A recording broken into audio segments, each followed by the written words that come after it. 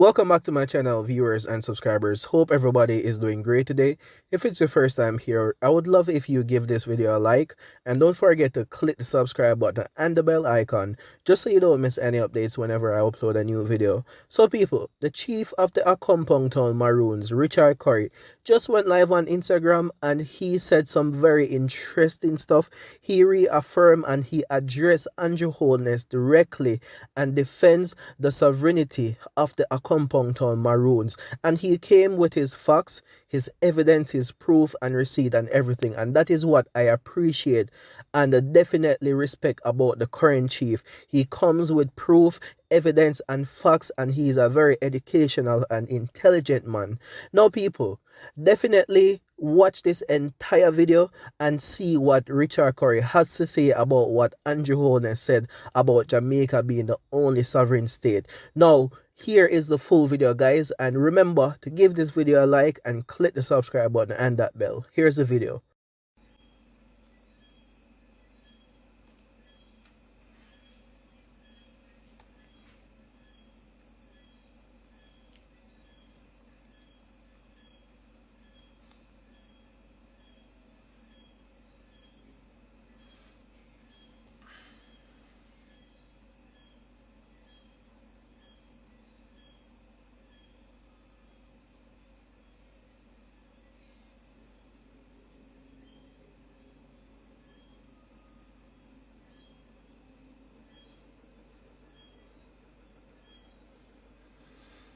Apologies, are you hearing me?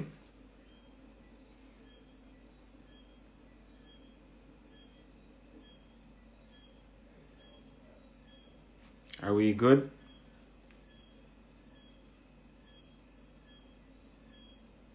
Okay. All right, we're ready. All right, so apologies, some technical challenges right there. I would like to again start from the top in addressing the statements of the Prime Minister earlier today regarding the Maroons and sovereignty. Most Jamaicans have really no idea of the true history of the land. And a great deception took place to purposely create division between the hearts and minds of those who reside on this island. The deception goes far back to 1962 under the Bustamante administration with the Siaga-led administration as well as the Andrew Holness administration, who are fully aware of the oath that was taken to keep Maroons subservient by crippling their financial capabilities over the last 60 years. Today I will read a letter from the House of Commons, which was entered into the British Parliament on July 6, 1962, 1 month before Bustamante, one month before Bustamante would have received the charter to have a responsible government from the monarch within the Commonwealth. Nowhere in the charter for Jamaica does it say Jamaica is a unitary sovereign state. I implore Jamaican citizens to do a bit of research with me. Go over the information. The Charter and Constitution of Jamaica came after the British monarch signed an agreement with the Maroon government. Now I'm going to read to you this letter from Tom Dryburgh, who's a member of Parliament. This letter is dated July 5, 1962 and stamped with an official seal, July 6, 1962, the House of Commons. I would have just posted that letter on my Instagram page. You could refer to it afterwards, but let me go through word by word.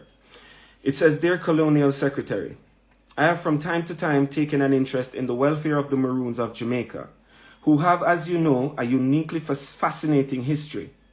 Some years ago, I was fortunate enough to be able to visit them in one of their main mountain villages, Accompong, and much impressed despite their poverty by their independence of spirit and their determined adherence to the treaty rights which they won from the Crown long ago. Can you let me know what their exact position is now and is likely to be in the future? I heard recently from Jamaica that their colonel, as they call their chief man, was planning to lead a delegation to see Sir Alexander Bustamante.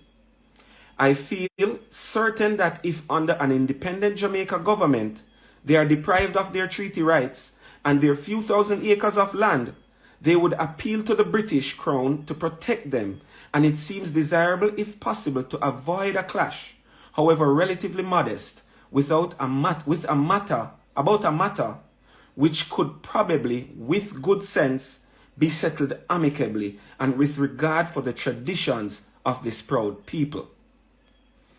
Tom Dryburgh, Member of Parliament. In a response to Mr. Dryburgh's letter, Mr. Whiteleg wrote, Mr. Dryburgh is not asking for intervention, but for information as to the present situation of the Maroons and their future. We have had no indication of any recent change or of any reason to expect that the Jamaica government is planning to refute the Treaty on Independence, but we should ask and send an interim reply. Now, I would have put these up on my Instagram for you to go and have a look at, and take a deep breath while you read to try and decipher what it is that is being said in that letter. Now, I recognize that Dr. Lloyd Barnett, who is being relied upon for legal standing on Jamaica's position with the Maroons, states in his constitutional review from his book that the island was terra nullius, which means that there was no one here before the British.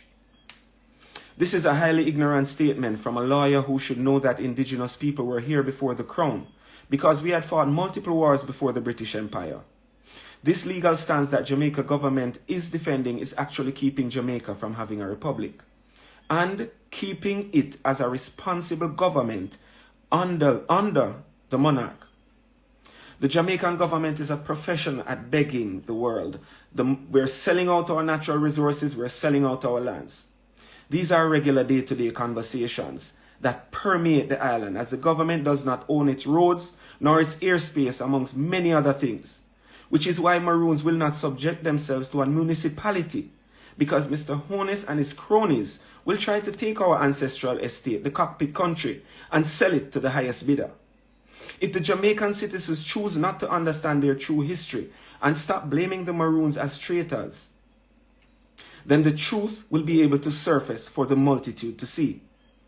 Today, in this era of time, it is globally accepted that nations have a reciprocal relationship as it deals with extradition.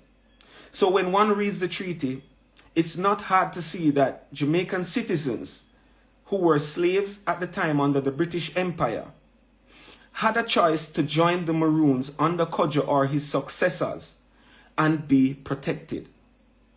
Those who were fugitives from criminal activities or wanted to disobey the treaty agreement would be returned, similar to how extradition works today. This is Clause 6 of the treaty. There are two types of people on the island: those who are willing to be righteous at all costs and defend their estate from theft, and those who remained as house slaves and gatekeepers for the corruption of leaving the Maroons out in 1962. Each person on this island must decide who they are. The world is watching. Our ancestors are watching. The Most High is watching. Therefore, in closing, Mr. Holness, I say this to you. We, the Maroons of Cockpit Country, descendants of the first people of the archipelago now called Jamaica, would like to remind you of a few things. Jamaica is not a unitary sovereign state. Elizabeth II of House of Windsor is your queen and sovereign. Jamaica is simply fully responsible in Elizabeth's Commonwealth. 2, you are a signatory to the United Nations Declaration on the Rights of Indigenous People. Please go read this. You are an intelligent man. Jamaica has an extensive external debt and is constantly begging, so you rely on other sovereign nations. In other words, you are receiving funding from others. So please consider human and indigenous rights before you end up defunded as well. Number 4, Jamaica, as a government entity, begged for its independence. whereas the Maroons waged war for 83 years. The war is now over. The right to remit was passed to the government of Jamaica, as the British High Commissioner explained in his speech, not once, but twice, while you were sitting in front of him. I say this, please, please, let good sense prevail. Do the right thing, and please be guided accordingly. Thank you.